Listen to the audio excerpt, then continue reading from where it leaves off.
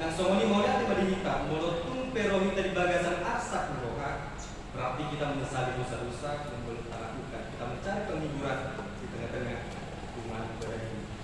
Bapak Ibu serta saudara-saudara yang terkasih, kata di debatan di bagasan anggota sadarion Tarsuradoi di buku di Pesalken di 124 ayat sadaroi ayat 2. Pesalken di 124 ayat sadaroi ayat 2 jahan kita salutna ayat yang umumnya di bagasan rohamina songner manjur kata di debatan.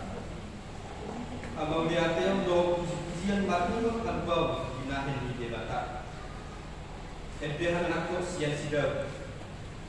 Aku nang Jehovah mandungan kita, saya iman do Israel. Aku nang Jehovah mandungan kita, ujuhehe jolma mangalo kita. Saya ngolu kita berpona ujui di panok ngoni mas nasida do kita. Saya na ngoni angka ai konita ujui. Saya na ngoluson di batang ai kido konita. Saya na ngoluson di angka ai nama sasahi do pemon kon taujui inuji majamuba na somangalemon hita si soroon ni akami nasideni yung malua ton ditai somon idong na malua sabil ni pasabil yung makos sabili jadi malua kita yang do pangutiyo di hita di bagasan buwa ni jamuba si kepala do talo olat ido sahatna maret di kita.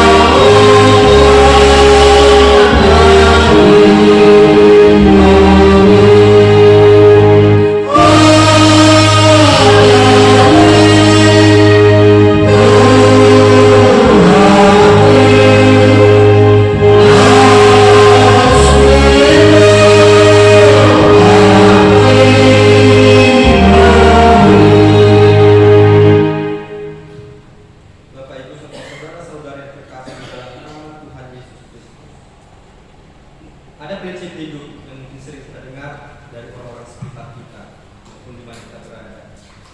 Ketika masalah hidup datang kepada dia mengatakan masalah atau pergumulan adalah bunga-bunga kehidupan yang semakin mempercantik dan memperindah jalan kehidupanmu ketika engkau dapat melalui masalah tersebut. Nah, kalau kita rimang-rimangi atau kita dalami kata-kata tersebut itu memang tepat. Jika memang hidup kita berjalan bersama dengan Tuhan seiring dengan langkah yang Tuhan pimpin dalam kehidupan kita. Sebab hanya di dalam Tuhanlah ada sumber pertolongan di dalam hidup manusia. Tetapi jika tidak bersama Tuhan kita berjalan di hidup kita ini, jika tidak Tuhan kita menjadikan pemimpin di dalam kita menjalani hidup ini, mungkin bunga yang tadi kita harapkan mekar menjadi cantik dapat menjadi racun yang mematikan untuk kehidupan manusia. Tuhan itu ada bagi setiap manusia yang mau datang kepadanya. Makanya dikatakan Tuhan itu omnipresent, yang artinya Dia selalu hadir dimanapun kita berada. Baik dalam keadaan susah Tuhan hadir, baik dalam pergumulan Tuhan hadir, bahkan di dalam kesenangan dan bahagia kita pun Tuhan itu hadir. Sebab memang tangan Tuhan tidak pernah terlambat dalam menolong umat manusia yang meminta kepadanya. Oleh karena itu, yang menjadi tema pada minggu kita saat ini sesuai dengan tertulis dalam Alkitab kita dikatakan panutio kita di bagasan buah di Jaruba, atau dalam bahasa Indonesia dikatakan pertolongan kita adalah dalam nama Tuhan. Kita yang dikasihi oleh Tuhan Yesus Kristus. Dalam tradisi umat Yahudi, dalam pemakaian nama Tuhan menunjukkan ada kekuatan yang besar dan ada kuasa Allah yang tidak terbatas. Bahkan dalam umat Yahudi itu dalam mengatakan nama Tuhan, mereka sama sekali tidak layak. Mereka sama sekali tidak layak. Makanya nama Tuhan yang sebenarnya mereka tidak menyebutkannya, diganti dengan nama Adonai, atau yang pada saat ini dikatakan sebagai Tuhan. Nama Tuhan yang sebenarnya mereka tidak layak, bahkan manusia pun tidak layak dalam mengatakannya. Dan bahkan sangat banyak juga sifat-sifat daripada Allah dalam tradisi umat Yahudi yang boleh mereka katakan. Dan salah satunya sesuai dengan tematika pertolongan kita hanya di dalam nama Tuhan. Nah, hal ini menunjukkan pengakuan bahwasanya hanyalah Tuhan satu-satunya, hanyalah Tuhan, dan tiada yang lain lagi yang dapat menolong manusia di dalam kehidupannya. Karena Tuhan, Dialah yang mempunyai kerajaan, yang punya kuasa yang tidak terbatas dari hari ini sekarang sampai selama-lamanya. Kita dikasihi di dalam Mazmur 124 ini merupakan gambaran kiasan. Ini merupakan gambaran kiasan yang dituliskan oleh para pesamuel pada masa itu ketika mereka benar-benar dalam permasalahan yang boleh mereka rasakan. Mazmur ini pun dituliskan yang memungkinkan berasal dari periode pembuangan bangsa Israel ke bangsa lain. Mereka dijajah, ada kebebalan mereka. Mereka dituntut Tuhan supaya mereka dapat berubah, dengan tujuan supaya sifat-sifat kebebalan atau tegak lurus tadinya dapat dihilangkan dari bangsa Israel. Makanya para pesamuel menuliskan tujuan ini supaya setiap pembaca mengingat, senantiasa mengingat pertolongan Tuhan. Pertolongan kita hanya dalam nama Tuhan Yesus Kristus. Kita dikasihi di dalam Mazmur. Pemazmur membagi tiga kiasan dalam ayat 1 sampai dengan ayat 7. Dia membagi tiga gambaran kiasan masalah yang boleh dihadapi. Memang masalah setiap manusia itu berbeda-beda, tapi di mata Tuhan itu adalah sama, supaya manusia senantiasa boleh kuat di dalam Tuhan. Yang pertama tadi dalam masalah gambaran kiasan tadi boleh kita lihat di dalam ayat yang pertama sampai dengan ayat ketiga. Dalam ayat pertama sampai dengan ketiga mereka menggambarkan bahwasanya orang percaya mereka ditelan hidup-hidup oleh masalah tersebut, sehingga mereka ingin dihapuskan seketika mungkin dari hidup mereka.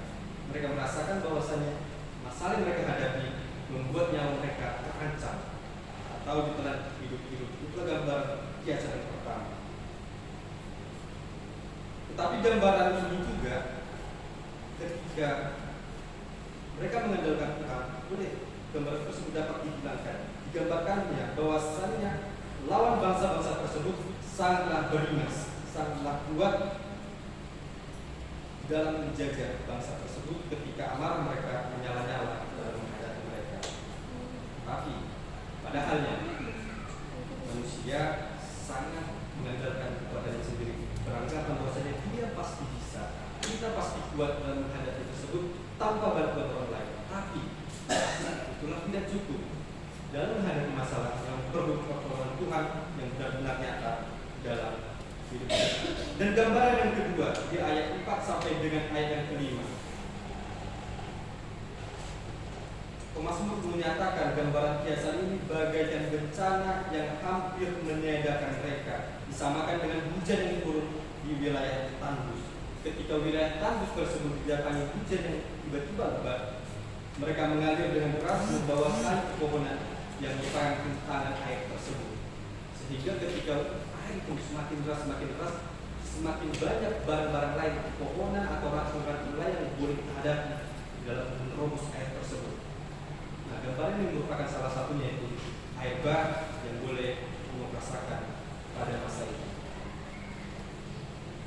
Dalam hal ini pun pemazmur menyatakan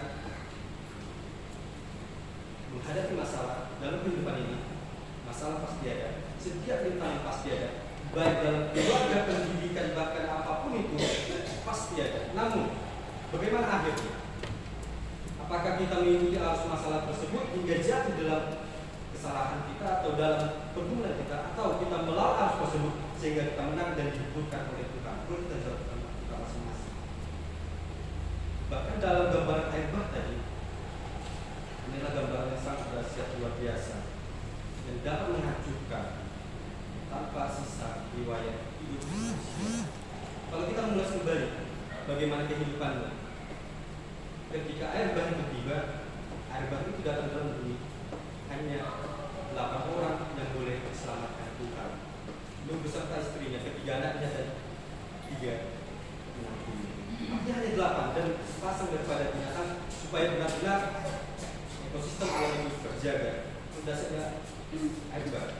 Demikian juga setiap masalah itu pasti datang bagaikan air bah itu sekalipun. Tapi memang kita harus kuat. Memang kita harus kuat senantiasa di dalam Tuhan. Kita meminta pertolongan Tuhan dalam kehidupan kita. Dan dikasih oleh Tuhan Yesus Kristus.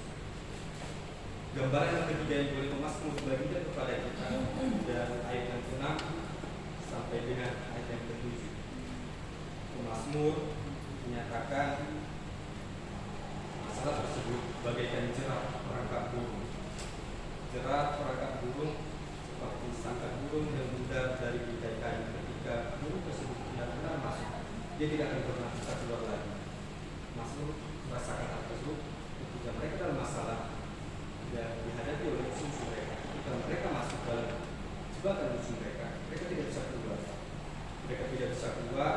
Mereka bagaikan umpan yang erat, terancam nyawanya karena perangkap tersebut. Inilah juga gambaran yang terjadi seandainya jika Tuhan tidak bertindak. Seandainya Tuhan tidak memutuskan jerat tersebut, yang memungkinkan orang-orang akan terlebut senantiasa di dalam masalah mereka, di dalam kesalahan mereka, bahkan dalam dosa mereka. Itulah sebabnya Tuhan menyatakan dirinya sebagai satu-satunya yang mendatangkan berkat melalui kematian anaknya Tuhan Yesus Kristus. Mungkin ketika kita menghadapi masalah, kita merancangkan ketika aku akan melakukan hal ini pasti bisa. Ketika hal ini rencana tidak terjadi, apa sebetulnya rencana itu? Tetapi jika kita tidak meminta pertolongan Tuhan, itu sama dengan nol. Kita berencana, tetapi Tuhan memutuskan. Ngomong kotor itu set Deus dispone. Manusia berencana, tetapi Tuhan yang memutuskan. Segala apa yang kita perlukan, segala apa yang kita rencanakan, jika Tuhan mengatakan tidak, itu tidaklah mungkin terjadi. Ketika Tuhan mengatakan iya, itu pasti akan iya. Ketika permintaan kita mintakan dalam Tuhan, ketika Tuhan benar-benar mengatakan iya, apapun yang terjadi, segala rintangan apapun itu, tidak ada yang satupun yang bisa menghancurkan rencana Tuhan. Tetapi jika sudah sangat-sangat banyak kita rencanakan, tetapi Tuhan mengatakan tidak, bagaimanapun itu tidak akan terjadi. Demikian juga yang boleh kita rasakan pada saat ini. Mungkin kita bergumul di setiap masalah boleh kita hadapi, baik dalam keluarga kita, baik di dalam masalah pendidikan kita, pekerjaan kita, bahkan asmara itu sekalipun. Jika kita bergumul karena itu dari Tuhan, Tuhan pasti akan menolong kita. Sebab hanya dalam Tuhan ada pertolongan bagi manusia. Ini juga tiap minggu, tiap hari kita menggumulkan bagaimana keimanan kita melalui rumah ibadah kita. Oleh karena itu, mari kita melibatkan kita menyatakan hati kita, meminta kepada Tuhan. Jika Tuhan berkehendak di bawah sana, pasti kita memiliki. Tetapi jika Tuhan tidak berkehendak, pasti ada rencana yang sangat luar biasa yang baik daripada tersebut. Pasti akan kita dapatkan. Ada amin? Puji nama Tuhan. Kita dikasih oleh Tuhan Yesus Kristus. Ayat 8 dikatakan demikian. Yang berbangun di kita di bagasan dua di Jehovah. Kepalanya itu tangguh. Lain daripada itu. Tuhan menjadikan langit bumi dan segala isinya menjadi banyak. Tuhan telah menyiapkan semuanya. Dan pada hari terakhir Tuhan menciptakan manusia. Supaya apa? Supaya Tuhan menjadikan segala sesuatu ini. Tuhan mempersiapkan terlebih dahulu. Karena Tuhan Tuhan tahu apa yang manusia perlukan. Sehingga Tuhan menjadikan yang jadi. Akhir dari pengakuan itu berakar dalam pembebasan kita yang akhirnya diucapkan dalam umus, yang merupakan juga bagian dari sikap iman dari bangsa Israel tadi. Deklarasi iman dan ungkapan syukur yang diberikan oleh bangsa tersebut juga merupakan janji kepastian yang selalu bersama dengan orang-orang yang percaya kepada Tuhan, karena pertolongan Tuhan selalu ada tersedia bagi setiap manusia. Mungkin juga kita sering mendengar satu istilah, right laborer. Kita sering mendengar right laborer. Sangat banyak tulisan tersebut yang berarti kerja sambil berdoa. Oleh karena itu setiap apa yang boleh kita perlukan, setiap apa yang kita gumulkan, kerjakan apa yang kita doakan, doakan apa yang kita kerjakan. Dengan demikian Tuhan pasti akan menjawab kita. Nah, itu sudah ayat 33 dikatakan, saya jumul lalu bihamu haraja menjadi bata, duit apa pun nama. Artinya, kerajaan Tuhan adalah yang terpenting dari segala-galanya. Ketika kita menyatakan kita mengingini semua harta di dunia ini, semua pasti akan hangus, semua pasti akan hilang bersama dengan berakhirnya waktu. Tapi jika kita dari mulai sekarang menumbuhkan iman kepercayaan kita sejak ini, kita percaya kerajaan surga akan menjadi milik kita. Oleh karena itu Bapak Ibu terkasih dalam nama Tuhan Yesus Kristus, bahaya dan ancaman dalam hidup manusia akan selalu ada dan datang silih berganti. Namun Tuhan menjadikan langit dan bumi mampu membendungnya jika kita minta pertolongan Tuhan. Tuhan memihak bagi setiap orang-orang yang percaya kepada Dia. Tidak hanya itu, bahkan bulan dan bulan Tuhan pelihara, apalagi kita umat percaya Tuhan yang meminta kepadanya, pasti Tuhan akan pelihara.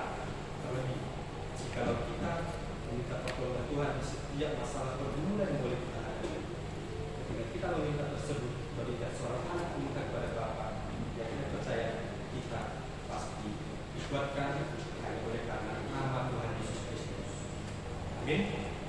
Kiranya firman Tuhan pada saat ini boleh menguatkan kita dalam kita menghadapi permasalahan atau pergumulan kita dalam satu minggu yang akan datang. Kita berjanji.